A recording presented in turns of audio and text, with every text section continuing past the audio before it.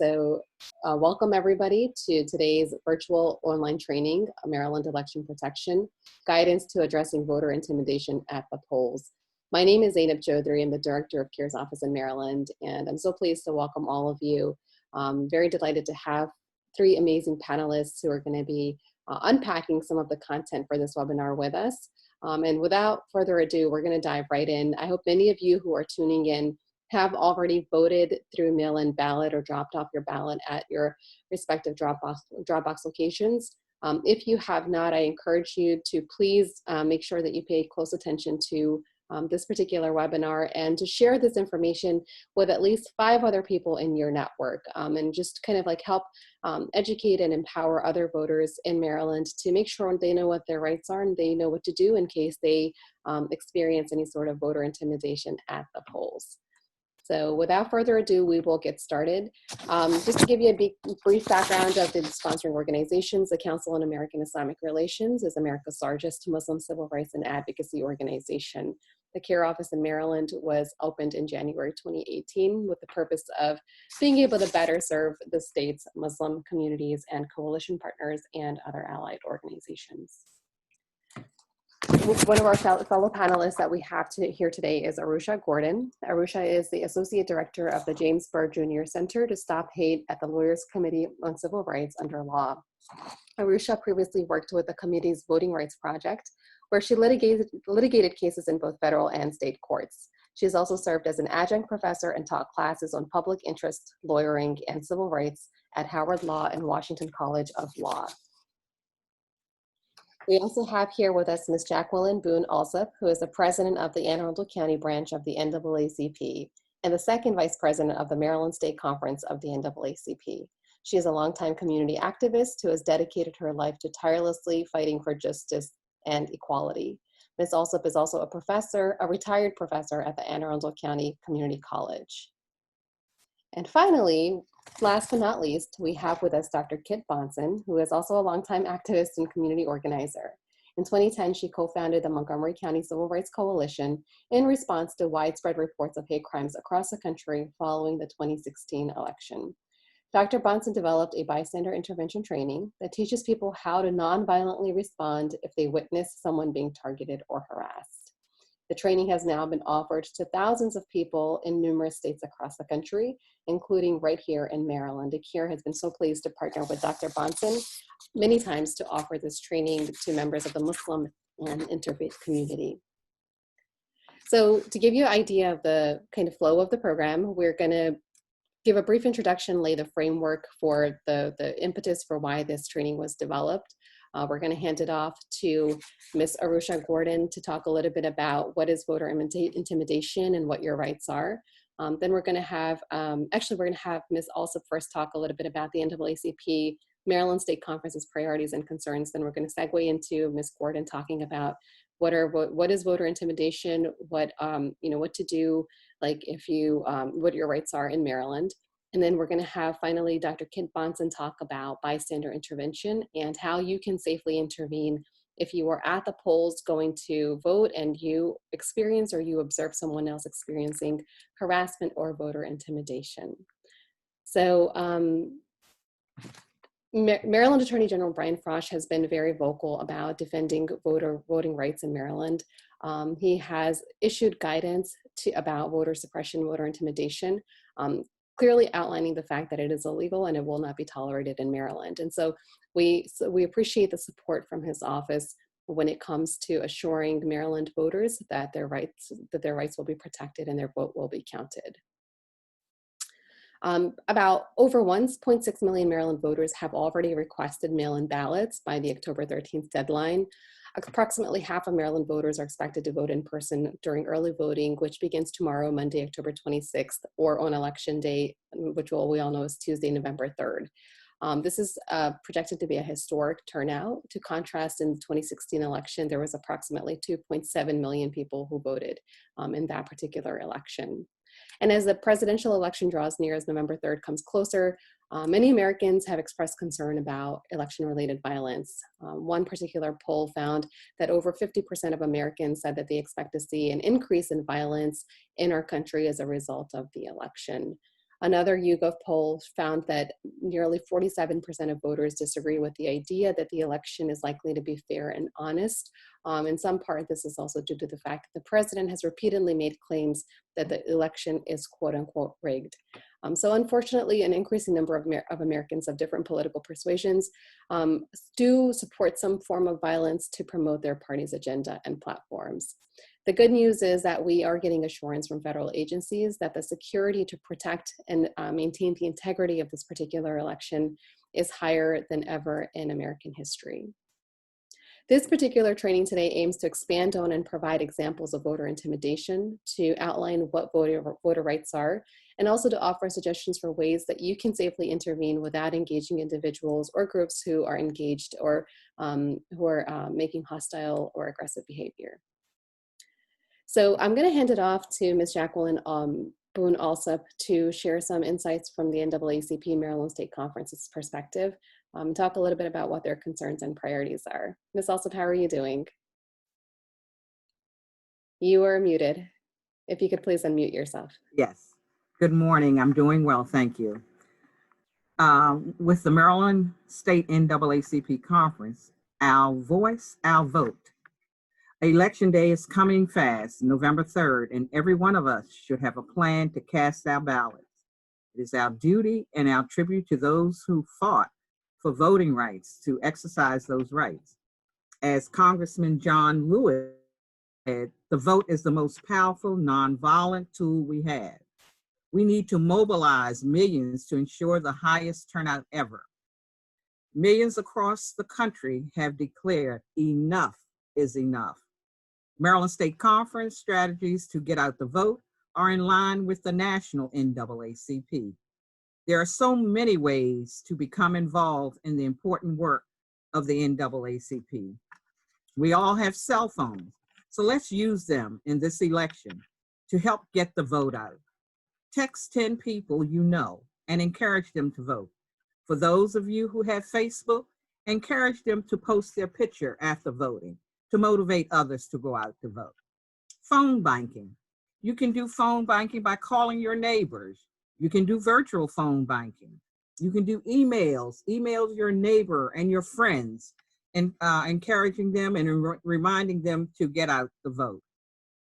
All of the branches, the 26 branches of the NAACP for the Maryland State Conference have been asked to develop a mobilization plan for their respective communities, to connect with the leadership in their respective communities to mobilize the voters. We also encourage you to get trained to be a poll monitor, to protect people at the polls. In this intense election year, voters may encounter attempted harassment at the polls. Call the Election Protection Hotline at 1-866 Our Vote. Threat of harm and violence can have an impact on voters and their ability and willingness to vote. We must not allow fear to control our decision to vote. Your vote is critical to help protect democracy in America. Legal captains, asking attorneys to be on hand on election day to filter any problems that may come up. You can also contact ACLU Election Protection at 443-399-3229. Partnering with the faith-based community with Souls to the Polls on election day, as well as other civic organizations. No contact canvas programs. Put your gloves on, your mask on, and you can leave door hangers and then move on. Please pledge, plan, and prepare to vote in one place.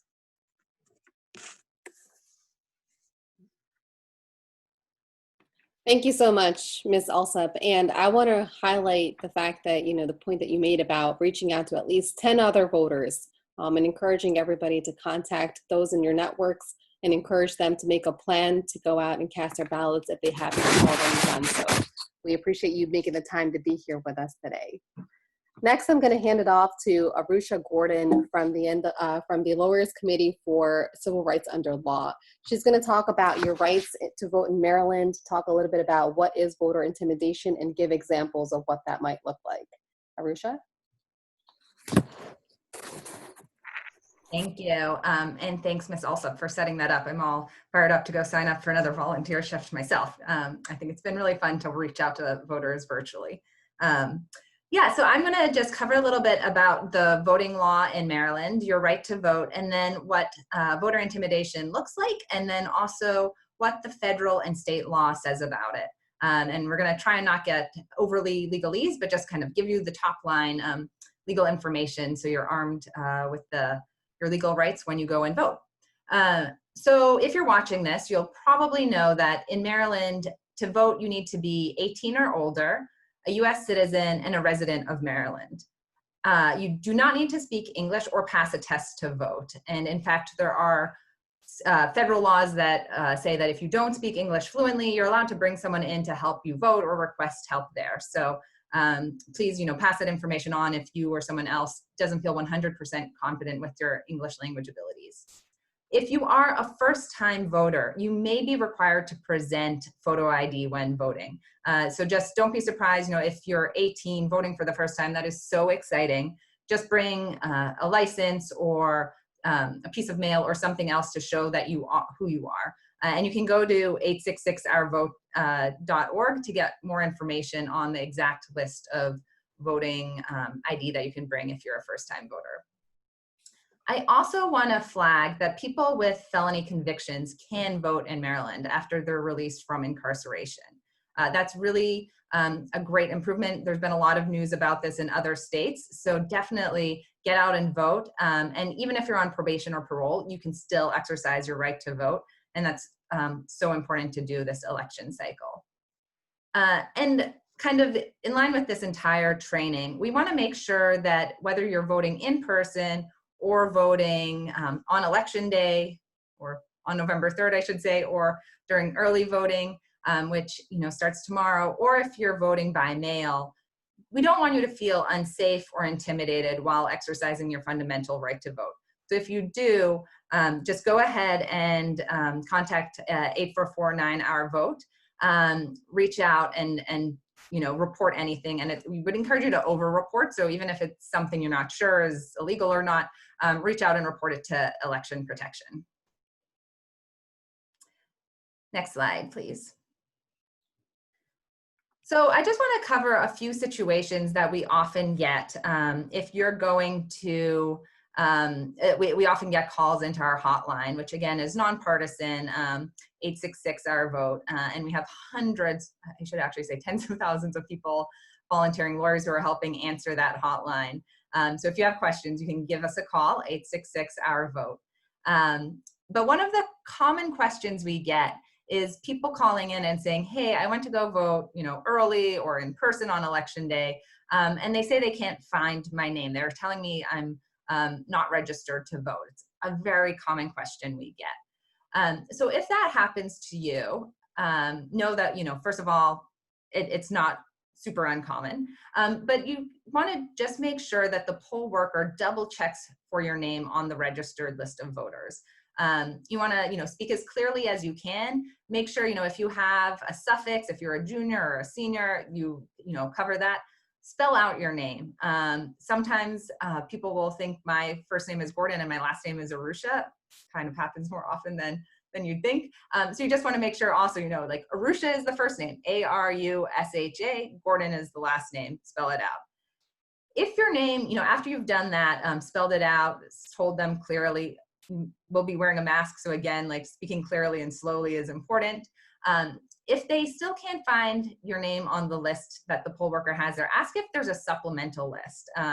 And sometimes they'll go raise it to the next poll worker up the chain of command, and they'll see if there's a supplemental list at the polling place.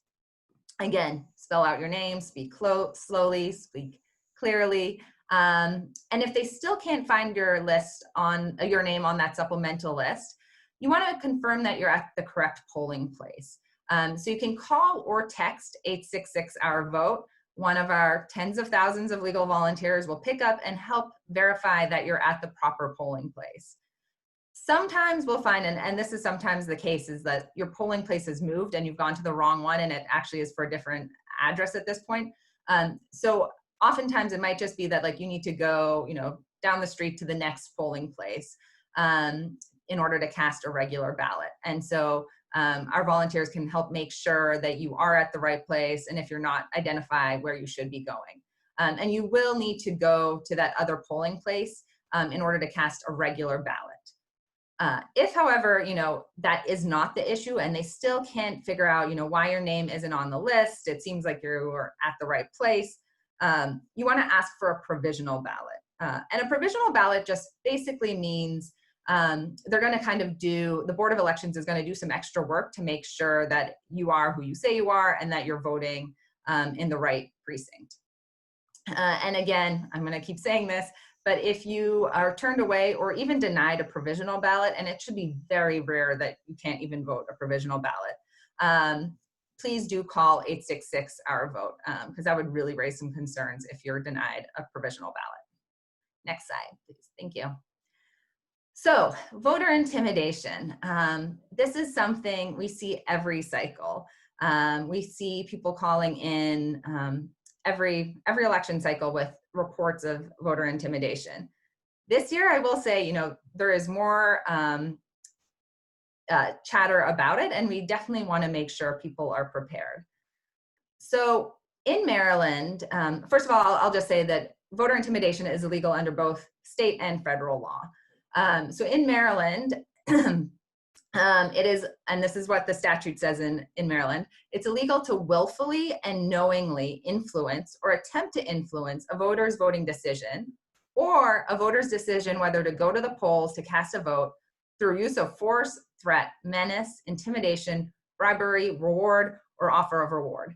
And that's really, heavy legal language, but if you break it down, it's basically saying you shouldn't be influencing or feeling like someone's trying to like threaten you as you go vote. And that could be, up for interpretation what a threat is. So again, we'll talk through some specific examples, but it's not just like the cut and dry, like if you go vote, there will be, violence at you. It could be more nuanced. Under federal law, the Voting Rights Act makes it a crime for a person to intimidate, threaten, coerce, or attempt to intimidate, threaten, or coerce any other person for the purpose of interfering with the right to vote. And again, the language here, interfering with the right to vote, is actually pretty broad. And so we definitely, again, over-report to the hotline if you see anything that you think even comes close to touching on these types of prohibited activities. Next slide. One thing I want to flag is a lot of folks know that you can't engage in campaigning or electioneering within a certain amount of feet from a polling place. And that's true, I think, in every state. The distance might change. It might be 40 feet or 60 feet or 80 feet, depending on which state you're in. But most folks know that there's like kind of this zone around the polling place. And that's why we see all these yard signs and people kind of within a certain perimeter outside of the polling place. But voting intimidation is prohibited wherever it occurs. And I'll also just flag that could include online behavior or in-person behavior. So whether, if you're at a shopping market or if you're on Facebook and all of a sudden you start getting intimidating language, these could all kind of raise concerns under either Maryland and or federal law. Next slide. Okay, so what can voter intimidation look like? If I was doing this in person, I would ask folks, for examples that they might have seen. But because we're not, I will not do that. But I did want to share a couple examples that we've seen in previous years. So over here on the left is a billboard that I think this is actually from 2012. It was a billboard that got put up in a few battleground states by an anonymous donor. And it says, voter fraud is a felony, 3.5 years and $10,000 fine. So this actually, raises immediate concerns about voter intimidation because it's basically causing paranoia amongst people who might be scared about voting, and inadvertently committing voter fraud. Maybe they're not sure if they voted absentee and they can't quite remember and they don't think they did, but like they better just play it safe and not vote at all. This really, raises some concerns. These were eventually taken down after some groups filed suit and did some great ground advocacy, but it raises concerns. So, this is again, like, it's not quite like, blatantly someone saying like, if you vote, I'm gonna come, um, commit violence. It's more nuanced. And then over on the right, we have, I think it's a sheriff's car parked in front of a polling place. And this raises concerns for us because we know that a lot of communities of color and other communities might find this intimidating if a sheriff or a law enforcement officer is on the ballot and they're also at the polling place within that like zone where there's no electioneering. It could be really intimidating, especially in like some small towns if it's, the sheriff knows everyone and can see who's voting and who isn't voting and he's on the ballot. Just raises some real red flags. So this is something we would also encourage folks to call in. Hey, there's a police car parked outside my polling place. It doesn't feel safe. We have a history of police violence here. Go ahead, call that into the hotline, and our volunteers will see what they can do. Next slide. So, not to be overwhelming, but here's a pretty thorough list of different types of voting intimidation.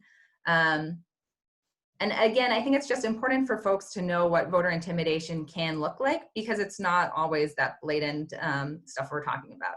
So for instance, following voters around, and I'll talk about some of these kind of grouped together. So following voters around, or lower down on the list, we have, writing down your license plate, following people out from the polling place out to the parking lot and writing down their license plate. That's actually a fact pattern that we've seen before. There was a case a few years ago in South Dakota where some white voters were following around Native American voters, kind of talking loudly about, who they should be voting for, writing down information about them, and then following them out, writing down their license plates. That's super intimidating. I would not feel safe in that case.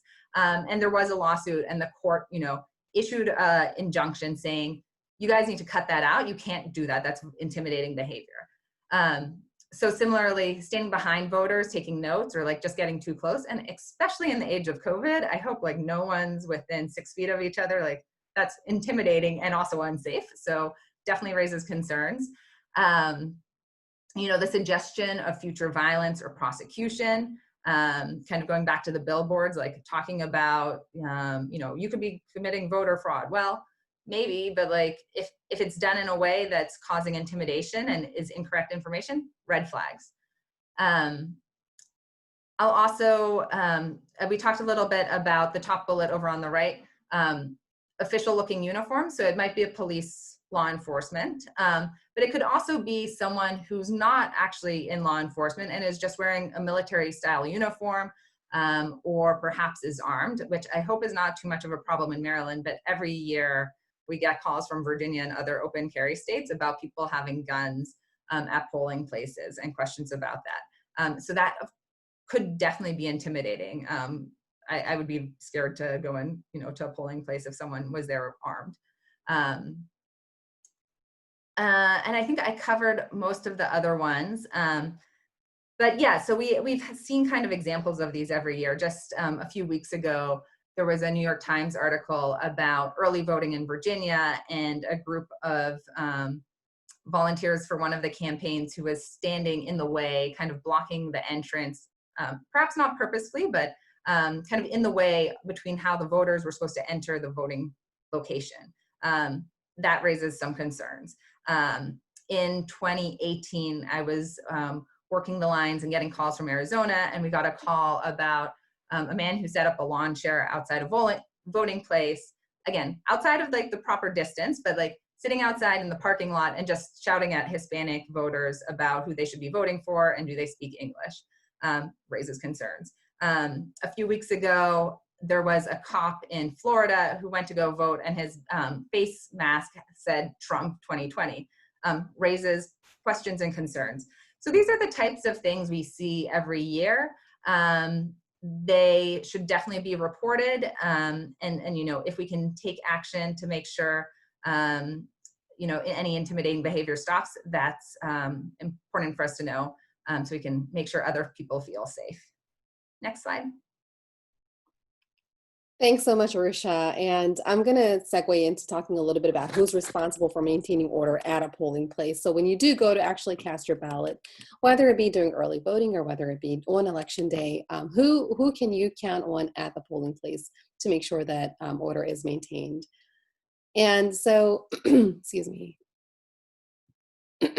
Excuse me. So election judges are the primary officials who are responsible for making sure that things go smoothly while you're at the polling place. They're hired and trained by the various local boards of election, and they're charged with ensuring certain tasks. They're responsible for making sure that voters' right to cast ballots in privacy is maintained, that the integrity of the voting process is preserved, and the accuracy of the counting process is protected, that order in the polling place is also maintained, and that all election laws are observed. As somebody who has served as an election judge in the past, I can share with you that in Maryland, the process for making sure that each and every specific ballot is counted and protected is very thorough. And there's a secondary check that needs to be done before the election judge is able to pack up all the ballots and make sure that they are ready for transporting back to the State Board of Elections or wherever they're going to be counted. And that election judge or those election officials are generally required by law to wear a badge or some kind of like visible, identification that identifies them in plain view as an election judge. There might be other election officials who are also present at the polling place. They should also be able to provide identification indicating that they are an official.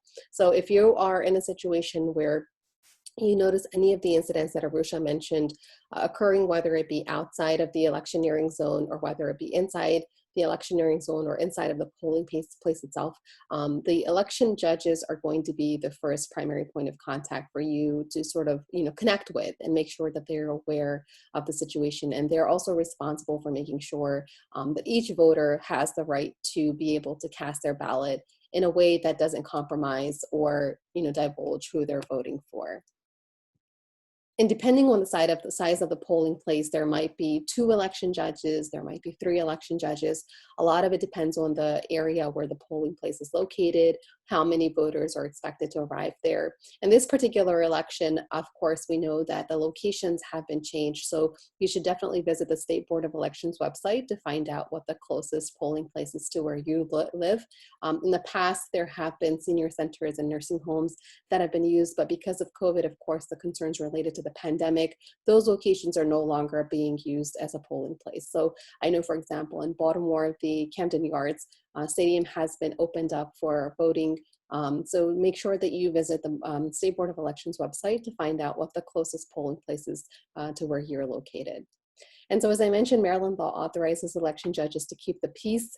It's a crime for any individual to willfully disobey the lawful command of an election official at a polling place during early voting or on election day. And so election officials have the authority to be able to identify individuals who they suspect or who they believe are breaking the law, or who might be inhibiting or prohibiting anybody from being able to exercise their constitutional right to vote. And if there are law enforcement officials who are called to the scene, then the election officials have the authority to be able to identify individuals who should be taken into custody. It is a crime to hinder or impede the conduct of an election official activity by breach of the peace, disorder, or violence, or threat of violence, or to interfere with an election official's performance of their official duties. And that includes setting up at the beginning of the day before polls open, or closing down everything at the end of the day after polls close. And so now I'm going to kick it back to Arusha to talk a little bit about whether guns and private militias are allowed in Maryland. Yeah, so we'll just touch on this very quickly. Next slide, please. And I know this, again, has been, at least in my line of work, something that has been taking up a lot of time recently, kind of chatter around militias showing up at polling places. So are guns allowed at polling places in Maryland? We touched on this briefly before, but in Maryland, only law enforcement officers and security guards that are on duty at polling places are allowed to be armed at or near polling places. So definitely concerns if you do see someone who is not a law enforcement officer or security guard who is armed, definitely call that in, raises some serious concerns. Are private militias allowed at polling places? No, it is illegal to act as a private militia in Maryland. And I do know we have a few other guests from other states. So I will say almost every state, I think every state has a paramilitia law. So in almost every state, there's some kind of regulation or law around an army that's not, within the actual state armed guards. So in Maryland, it's prohibited to have a private military unit operating outside the state's authority. If Maryland law basically makes it illegal for groups to organize without permission from the state.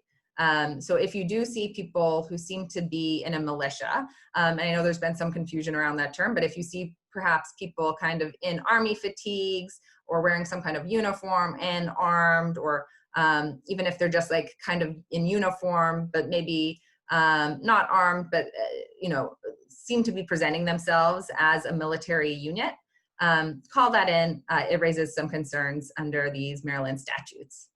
And I think that's it. Oh, sorry, Zainab, were you going to cover this or do you want me to?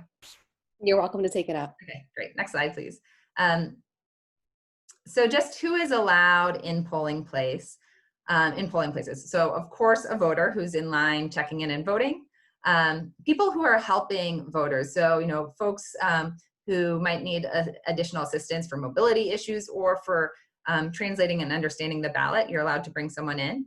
Polling place staff, of course, a member of the State Board of Elections or the local Board of Elections or their representative, a challenger or watcher, and that's subject to certain limits, an individual, again, who's helping a voter, and then any other individual who's authorized by the State Board of Elections or local Board of Elections. And I think that's it.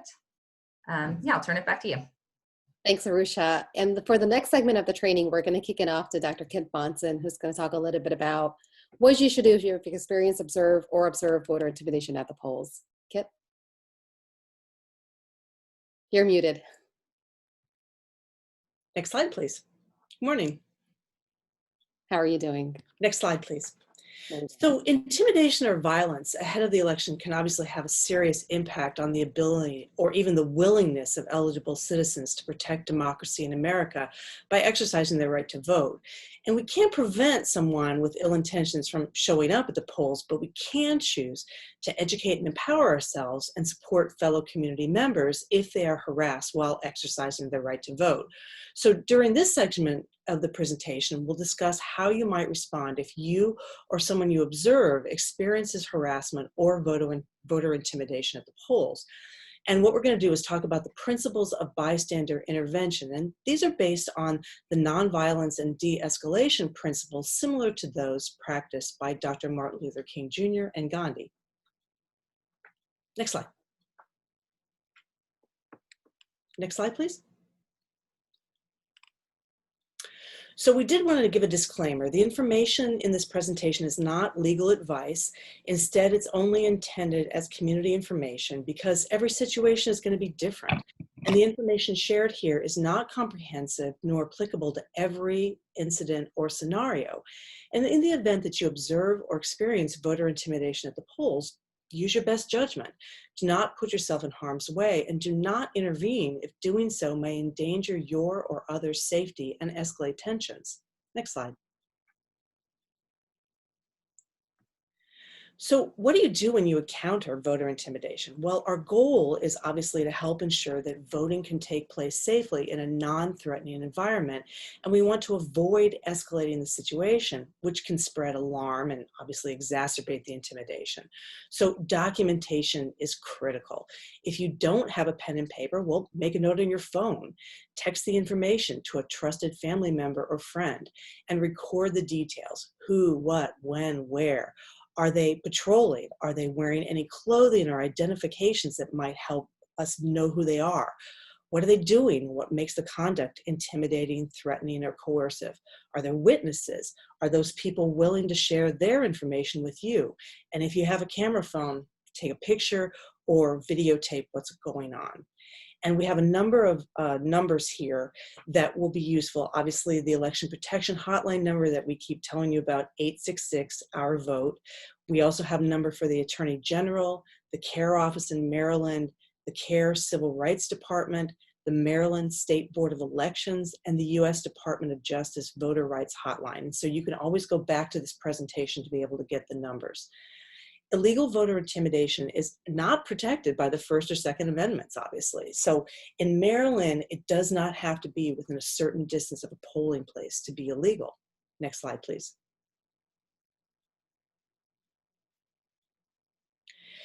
So we want you to notify election officials at the polls. So if there is intimidation that seems to be escalating, or it would be not safe to provide direct support to the person that you're targeting, you can have someone hold your place in line so that you can go inside the polling place and report the harassment to an election judge.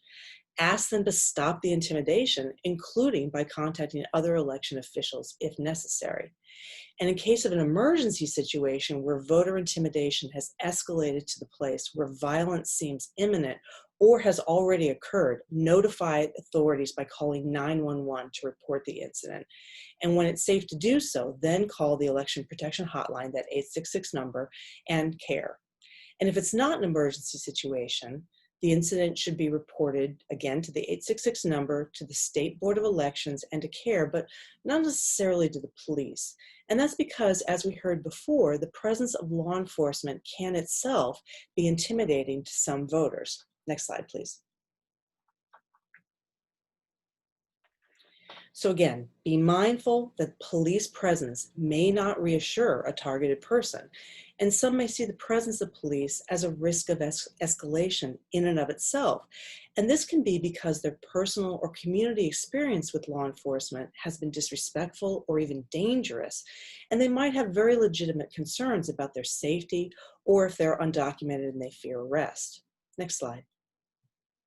So let's say that you've observed a situation of less serious intimidation where you can step up to provide support to a targeted person through bystander intervention. Well, bystander intervention assumes 5 things. First, that we have an ethical, social, and political obligation to help each other when we are in a position, situationally and psychologically, to do so. 2, stepping up to act in solidarity with others can help to reduce the impact of a problematic situation. 3, the best way of responding is through de-escalation. 4, as a bystander, you are there to support the targeted person. And 5, thinking through how to respond in advance helps us to be prepared and to get past our hesitations so we can step up when necessary. Next slide, please. Our training today emphasizes ways of responding where you do not engage with the attacker. We want you to not engage with that source of harassment or intimidation. We want you to ignore them as much as possible and focus on providing support to the person who is being targeted. And we want to make sure to always respect the wishes of the person that you're helping. Next slide, please. This means if you see someone acting in an intimidating fashion, you should not tell them to leave the targeted person alone. This is always going to be our first impetus, right? Hey, leave her alone, man. But we don't want you to do that because that person has come there looking for a fight and you don't want to engage with them at all. Don't try and negotiate with them. Don't try and reason with them. Don't scowl or make faces or gestures at them. Don't angrily tell them, hey, just back up. Don't yell epithets at them. Stop being a jerk. Very bad. Don't get close to them. Do not touch them or push them. In other words, all of this is going to be escalation. So what we want you to do instead is to offer support to the targeted person or the group that's being harassed and only engage with officials and authorities who can help to de-escalate and resolve the situation. Next slide, please.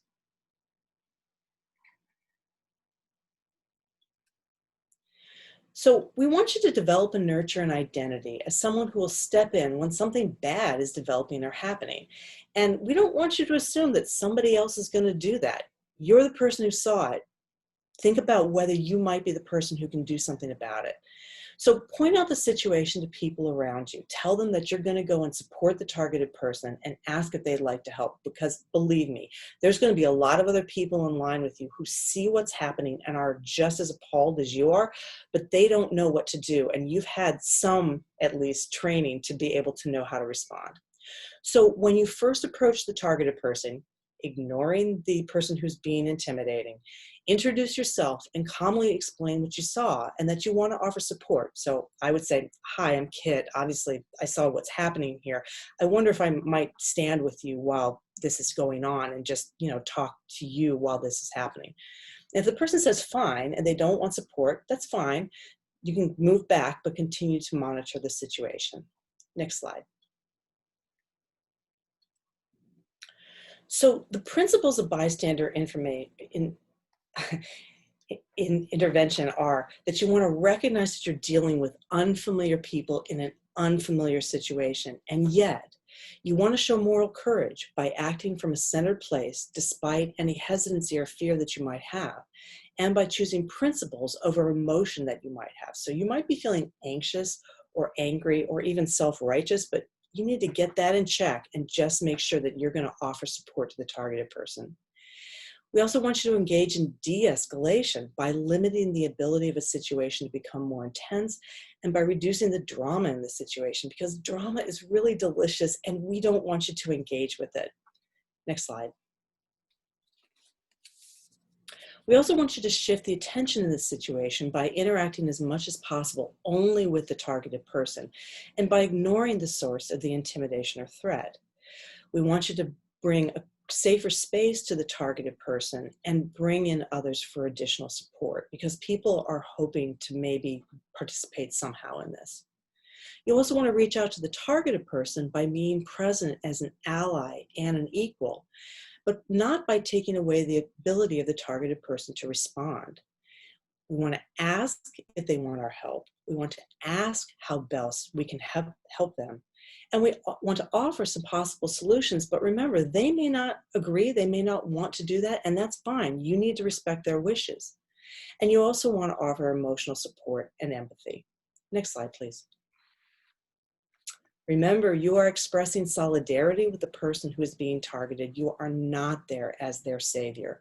And empowering the person who is being targeted will help them feel that they can alter the course of the situation and take back at least some of the control. Next slide.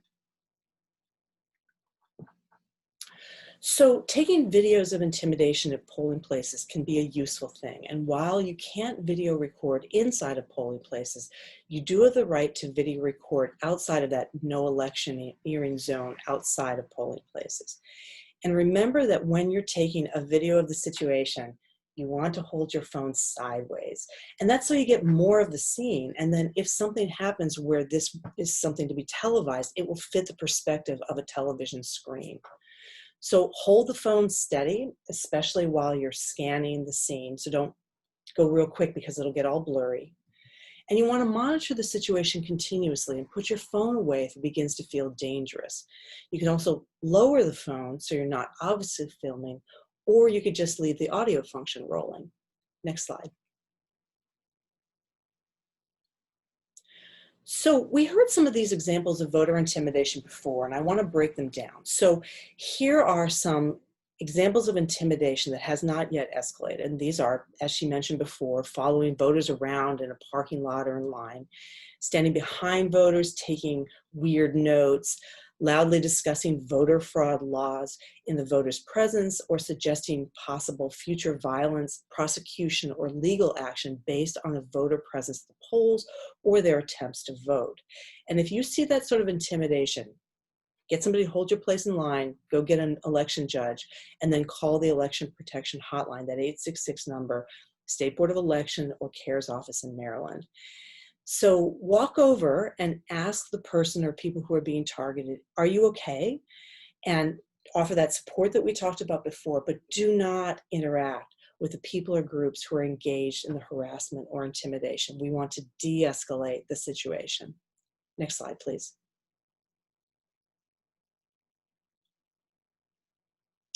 So here are some examples of escalated voter intimidation. Invasions of a voter's personal space. So as we mentioned, everybody should be 6 feet back from each other anyway because of COVID, but if they get right up in someone's face, that's escalation clearly. If they're loitering near voters while visibly carrying a firearm, or if there is violent behavior inside or outside the polling place. And if you see that sort of intimidation, do not try and handle that situation by yourself. We want you to seek out an authority immediately, like a poll judge, the election hotline, the 866 number, and or the police through 911. We want you to report that incident. And if you can do so safely, sure, offer solidarity and support to the people or group being targeted. So again, that 866 number, the State Board of Elections number, and CARE office in Maryland are all good places to call when it's safe to do so. Next slide, please.